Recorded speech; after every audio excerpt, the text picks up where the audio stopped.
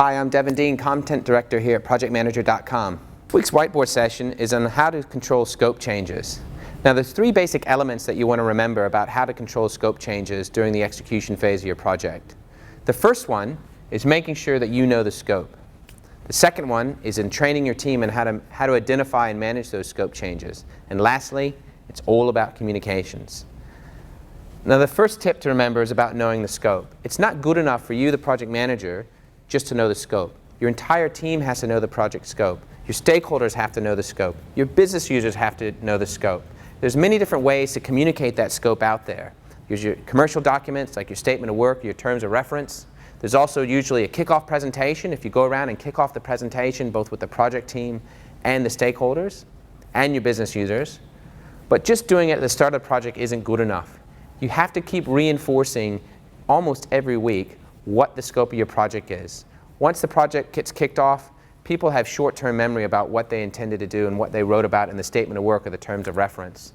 They've got their day jobs to worry about. They're looking up to you as a project manager to actually manage that scope. So it's important that you also reaffirm what that scope is with your project team and also with the business users who are going to own the project once it's done and your stakeholders. You can do that in a variety of ways. You can do that in your one-on-one communications, water cooler talks, or even in your project status reports, which is a good weekly reminder on what the scope of your project is.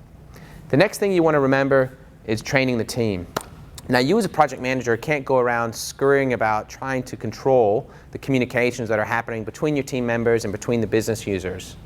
You have to train your team to be able to identify and understand what your scope is and identify when there's a change.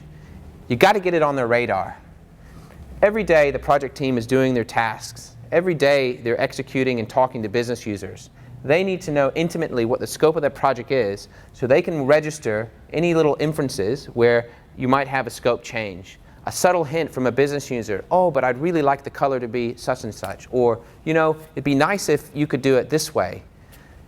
If that team member takes on that scope change without actually correctly identifying it as a change, you could be in for a world of hurt. That small 5-minute job during the build phase of a project can blow out to be a full day of testing and 3 days of rework later on the line. If you've got 10 5-minute jobs that your project team are agreeing to do along the project team, it quickly multiplies exponentially to make basically a world of hurt for you when you go into your testing phase. It's important for them to also be able to recognize and know where they're going in the project. They should be able to know they're going from point A to point B and from point B to point C.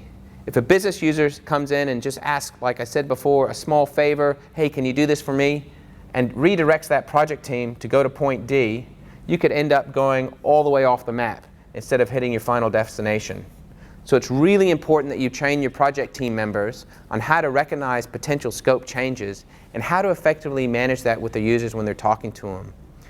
Simply answering a user, sure, I could do that, could put you in the hurt locker. A better response from your team members would be, you know, that's a really great idea.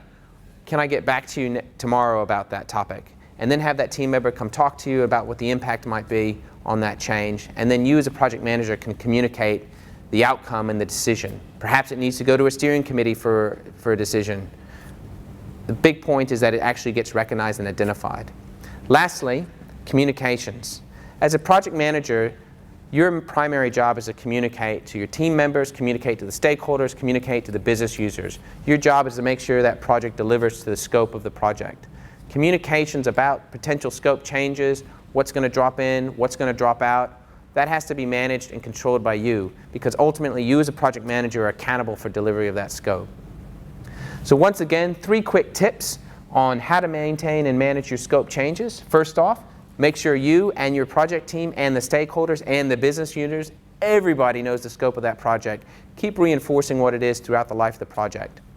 Next, make sure your team knows how to identify a scope change when they see it and to be able to answer correctly or appropriately back to the business user.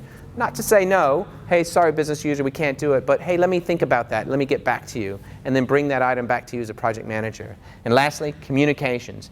Managing the communications of the project, managing the expectations and what the project's going to deliver in terms of scope is an important part of what you do as a project manager. So make sure that you're continuously communicating and you have an appropriate communications plan to manage scope changes. For next week's whiteboard session and all your project management needs, please go to projectmanager.com.